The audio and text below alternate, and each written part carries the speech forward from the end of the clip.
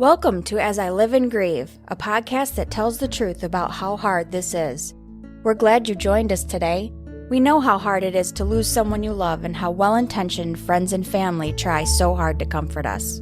We created this podcast to provide you with comfort, knowledge, and support. We are grief advocates, not professionals, not licensed therapists. We are you. Hi, everyone, and welcome back again to As I Live and Grieve. Thanks so much for joining us again. Our guest today is Meg Nocero, and she crossed my path of attention when I discovered her book, Butterfly Awakens. It's a memoir. I love memoirs. You all know from listening to me that I wrote my own focused memoir years ago about traveling with a carnival. At the time, had nothing to do with grief because I wasn't there. But I'm fascinated by memoirs, and this one is especially fascinating. So welcome, Meg. Thanks so much for joining me today. Thank you so much. This is a pleasure to be here. Thank you for this opportunity. Oh, it's my pleasure indeed. Now, before we get started on the questions that I have about your book and about the journey you have taken and are taking, would you please just describe for our listeners just a little bit of your background, please? Of course. So I am a trial attorney, federal prosecutor turned, speaker, coach, author, living my dreams as such because, for so long I was practicing law, and at the point I was like, well, is this really what I wanted to do in life? And certainly it goes back to actually the gift I was given when my mother passed away. She said, stress is going to kill you, and you better live your life and have no regrets. Right. So that's a little bit about me, having the law background and now really living a creative dream. I have a show called Manifesting with Meg, Conversations with Extraordinary People as well. It's a podcast, YouTube, and, it's where I get to interview people like you, Kathy. I get to delve in and, figure out what makes people tick and the tools that they use to manifest living intentionally, which you were talking about before. So that's pretty much me in a nutshell. Now I just really am experiencing life sometimes at a million miles a minute. I am a mother of two beautiful kids. They're older. My son's in college, and my daughter is getting into high school. She's an actor. So I get to watch to see them grow and transform and become beautiful butterflies too. So I really do get excited about these conversations. I'm happy to serve your audience however I can. Oh, thank you so much. Thanks so much for taking the time. One of the things I loved about the entire transformation you mentioned is the comparison to that of a butterfly. Mm-hmm. And we often think about, the butterfly coming out of its chrysalis and everything, but we don't often think of what goes into that whole transformation and the agony that it must be to be cooped up in this very confining cocoon. Can you just talk a little bit maybe why you chose the butterfly, and did you consider that part of the butterfly being in the cocoon? Now, I know the answer to that, but of course our listeners don't. Well, my family has a tradition of when someone passes away, we look for the butterflies. And it's always been, maybe it's something that my mother passed down, my grandmother passed down to her, et cetera. But, we're always like looking for the symbolism of the reincarnation back into the world, right, as this beautiful creature. Because, unless you look up close, they are really pretty. Right. So for me, when my mom passed away, it was us looking for her butterfly. But the reality is that after she was gone, and that whole transformation for her when she was able to, break out of her cocoon and fly into the world, it was really impactful as to the whole process, how I saw, how, the transformation, the symbolism aligned with what I went through, what she went through. And then how, the messy part of life is really where the magic kind of happens. Doesn't feel like it, but that part where we, wittingly or unwittingly go into the cocoon, as a natural progression of things. And I do believe that there is a process to grief. There's a natural progression of things. If we get in the way, then everything goes to hell in a handbasket. But, the whole idea of that we know what we know as the caterpillar, right? That ground and that floor, and that we see what we see, and the perspective is eye level. They don't fly. But when the cocoon, the chrysalis happens, when you edge into there's a whole lot going on. it's agony at points in time. And to realize that, change, which everyone always says you can only count on one thing in life, change. But it sometimes, if you're so fixated on not wanting to change and not wanting to engage in that whole, transformation process, that could be the agony before you even just like let go and jump right in and surrender to the whole thing. So this visualization, and that's how I broke my book up, was, the caterpillar, the cocoon, the chrysalis, and then the whole, becoming the butterfly, and how it's always so many different processes. We always go through these different, changes, transformations throughout life. It's not just one and done, unfortunately. Sometimes I laugh because, being the lawyer that I am, I'm like, I like evidence to show. And the evidence does show me that once I get through something very challenging, that I'm strong enough, I know I can get through the next challenge in life. So it becomes, easier. They always say when you plow through, grass or green, and it's hard the first time, but then when that pathway is made, you actually leave way for others to follow you, which I think is the best gift of this whole thing, is that, once you get through it, you turn back around, and what you're doing with your show is grabbing onto others and saying, it's okay, come with me, I'm going to help you. So that's the whole service process of the whole transformational process, which, without that, the whole process is not complete, I believe.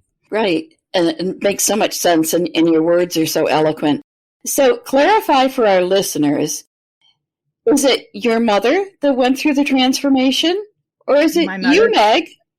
Yeah, well, I'd like to say she's the butterfly, but, we're all the butterfly, right? Everybody who I was around was a butterfly. And I always talk to my readers, butterflies, I believe in you. It's time to dazzle, because wherever we are, right? Wherever we are, I will say that I do like the symbolism of the butterfly, and I do align with it. I do feel that I like to fly. I like to see the world from different perspectives above rather than below. I think sometimes when I'm in the muck of it, I do allow myself that let go until I can elevate and see things differently. So yes, my mother, you, myself, everyone who we're talking to today, we're all butterflies, so to speak, and or whatever it is that you align with best. The whole thing is that, this is, I think, the beauty of life. The magic of life is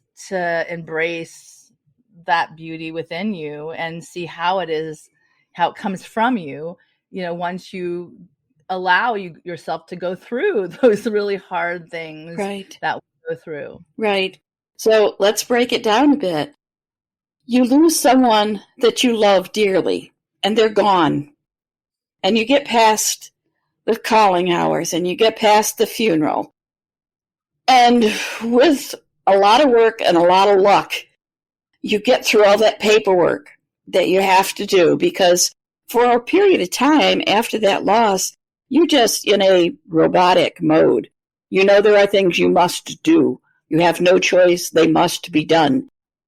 And then you reach this point where it's just you. What do you do, and how do you get your mindset to switch around so that you can start to break out of that cocoon? Well, I'd like to say that I did it so beautifully and eloquently, but I was a mess. I was a literal mess. I have to say, I usually, I'm a type A personality, so I'm like, dot I's, cross T's. I have to do things in such a way that, make me feel like, I'm doing it right, whatever that means, right? Mm-hmm. And the funny thing is that the person, it made me cry, the only person who really was the one who kind of leveled me had just passed away. Right. So I was just like, oh my Lord, what am I going to do? So really, I went into my closet and I cried for a lot of tears came out of me. And one of my very dear friends gave me this beautiful dragonfly lamp. And I used to visualize that I would go in there and the lamp would be on and that would be her. And we would just sit together. Mm-hmm. And I mean, that's literally what I could do. And I had a 2-year-old and an 8-year-old at the time. So they were pretty little still and kind of needing their mom. I will say this, I mourned or grieved pure Meg. It's like pure me, while others were watching me, hoping I would be other than that. Right. Other than Meg.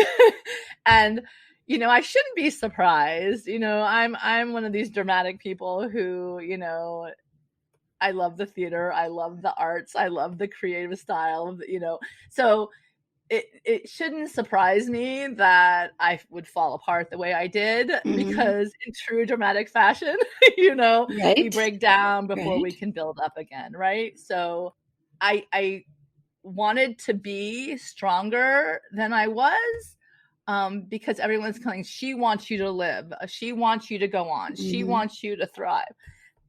But I think that the problem there in life, and look, it's been 12 years almost, and I'm still tearing up, because it's still, and I accept that it's still, I am an emotional being. It still hits home.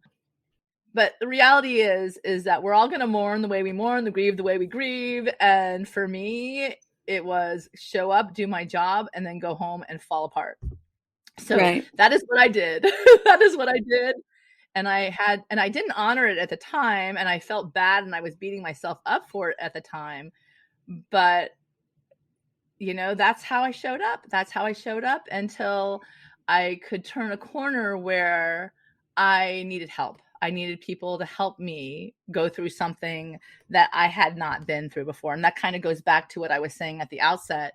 People carve the paths through, and then they say, let me help you. Right. So I did seek help, and I got help, and the reality is I'm grateful for that, because it did make it easier to find those who had walked this path before, and figure out some tools that would help me. And some were not for me, but the writing process was. And one of the most beautiful things that I took from this is that to connect to my mother again, I would take moments in the morning and meditate and actually process what she would tell me. And I created this magical guide to bliss that I basically have with me as if it were her speaking to me. And, we all do our things, we all, have this beautiful imagination, or maybe reality. This is really kind of the thing that got me through. And, the beautiful thing again is that I have this guide that I get to share with others who are going through the same thing, which, is the ultimate form of service for me. So. Right. In so many ways, grief reminds me of an image I have from previous years and in previous history, actually, of having a loved one who was an alcoholic and a drug addict. And it really struck me how many people that were recovering addicts or alcoholics went into therapy, became counselors, became certified support people for that, because they had that desire to make it easier for others and to bring others with them. And a lot of us are doing the same thing in the area of grief, because there are no guidebooks. There are no maps. You talk about finding that path that someone else has kind of worn down and kind of hitching your wagon to them, so to speak. So it's the same for us, and we need to find those people. There does seem to be a trend, thankfully, of more and more people like you, like this podcast, so many books out there now on grief. Many are memoirs, all with hints and guides and maybe this and try this. And it's about time, right? It's about time.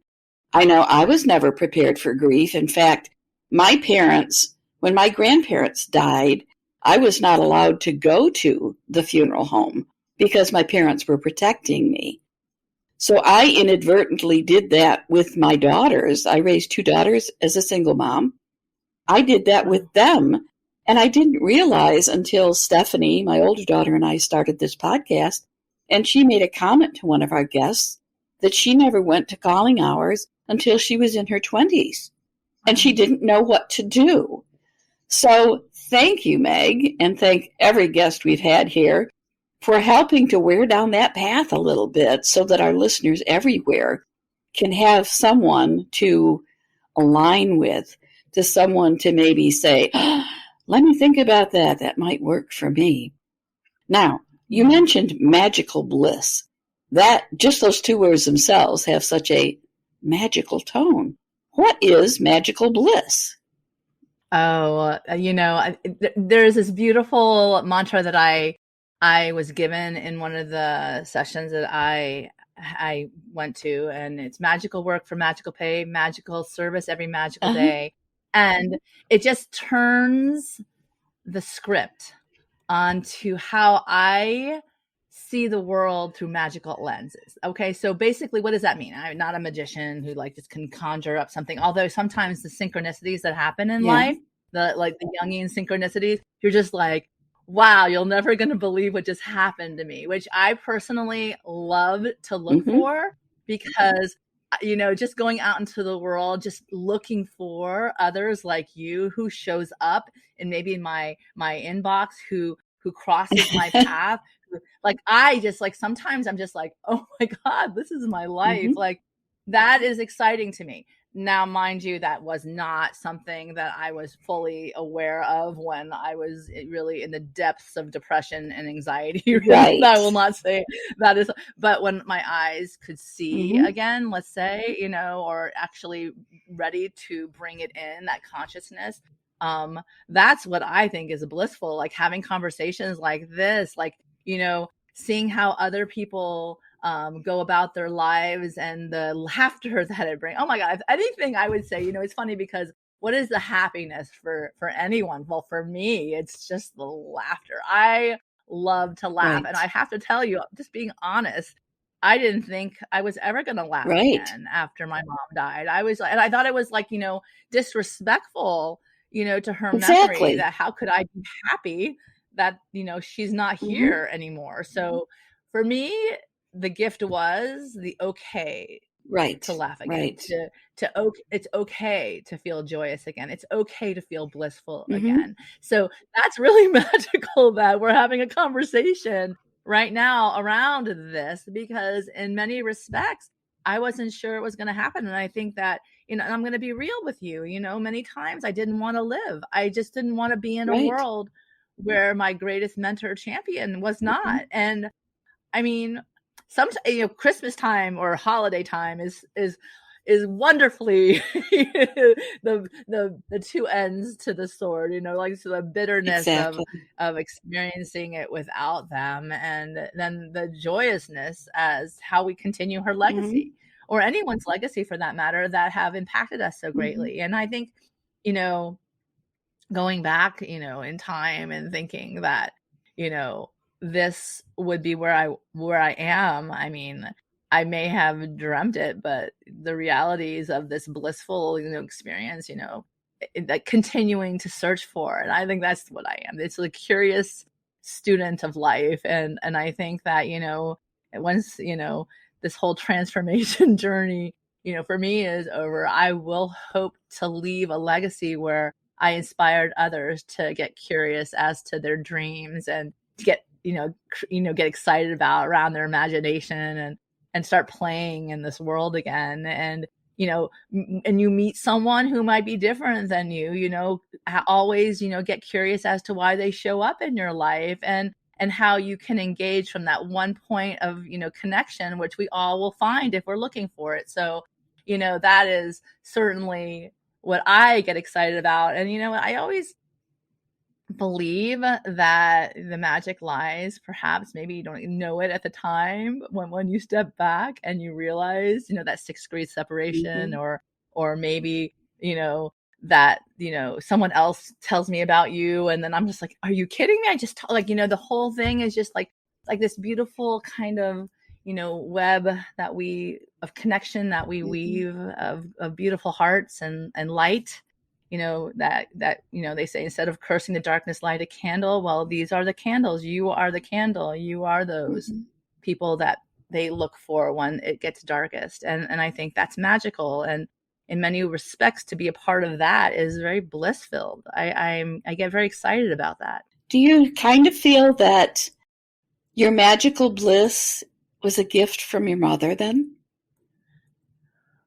Well, I mean, yeah, I never thought about it that way. I would think that to have that chance, where hope is not dead, and that life goes on. Yeah. Yeah, I definitely, I'm very Italian, emotional, perhaps passionate. That's okay. To a fault. So I hope your audience will, not forgive me, but play with me in this. Yeah, I would think that, like, I do believe that this is her gift to me, to be able to live a dream that I always had. It's funny that you say people who go through the pain, through whatever addiction and whatever, grieving or anything, and loss, or, challenges in their life. Some people become storytellers. Right. And I think that, I think we're all storytellers. We get to choose what kind of story or narrative that we play with. And I'm very, very grateful that this is the narrative that I get to tell. And I do believe that she has a huge part of it with the magical bliss component. She was a hard worker, my mom. She was very studious. She was very smart, constantly the seeker of knowledge, like knowledge, I guess that's what, reading books constantly, that the gift of my family, right. My parents, both of them, right. The whole beauty of education, or educating yourself, to be that frank, you can do that as well. And that is, that's a part of the bliss factor, right. Always elevating yourself with that. So thank you for that, Kathy. I was like, okay, yeah. Well, I could have said it another way. I could have said it, do you think if you had not gone through grieving your mother, that you would have found magical bliss? But I prefer to think of it, I prefer to think of it as a gift, that sometimes you have to acknowledge the grief. And I think I have embraced my grief after my husband died not quite 5 years ago. And like you, I still get emotional at times. I can see a bottle of hot sauce and tear up just from memories. But I like to think that it was partially his gift to me that put the thought in my head to do a podcast, because I certainly wasn't thinking that way when the word podcast appeared in my mind. So call it what you will. It's that synchronicity you mentioned as well. But you have to be open to it. You have to be aware that potential exists. And that's one of the things I think you and I both are trying to make our listeners aware of, that in your grief somewhere, there is some potential for you to redefine yourself, to become really another person, not the person you were before, but a better person, and maybe even happier in a different way. And does that mean you're going to let go of your loved one? No. And you're going to speak their name and remember them frequently, because you just don't give up on love like that. You just don't. Yeah. Well, Meg, I always hate this part of the podcast when time starts to wind down. So before I get too far into the whole thing about potential and grief and everything, you had a quote in your book, and I believe it was by Andrea Bocelli, that the only thing in life that matters is intention. What do you mean by that? Or what do you know what he meant by that? Well, until I get an opportunity to sit down and have a conversation with Andrea Bocelli, which could happen. He lives in Miami, so that could happen for sure. Yeah. I think what I loved about what he said, so I can only speak to that, is it's a sense of consciousness, a consciousness that we're living and breathing people, that we're alive. We wake up to each day and set out to become. It really is. It's like we're becoming, and that's the whole back to the butterfly transformation, is that we becoming these beautiful, beautiful individual people every day, and by virtue of what happens to us, for us, really. So, there's, there's a beautiful quote. Also, my favorite, and I have to say, Mary Oliver, Living a Conscious Life, pay attention, be astonished, and tell all about it. And pay attention with intention, right? Setting out what is it that we desire, what we want from life. And we get to know ourselves as we process as we walk this world. I imagine if you're, aware to a certain extent, you're getting to know those things that make you come alive, that wake you up, that get you excited, that, maybe podcast wasn't in your vernacular initially, but now these conversations make you feel like you have a great purpose. So you're here on purpose for a great purpose. And that really is what intention means to me, is that I have to learn every day that what the next step is, how I keep walking, put one foot in front of the other, even sometimes when I don't want to. And sometimes I don't want to. I just want to sit in bed, because this last 2 years, it's been no joke, in the world that we live, it's been challenging. And there's another whole grieving process as to the time that has gone by. And sometimes I blink and I can't believe the time that has gone by. And that, we're having this conversation, we lived through it. So we must speak to it. And back to intention,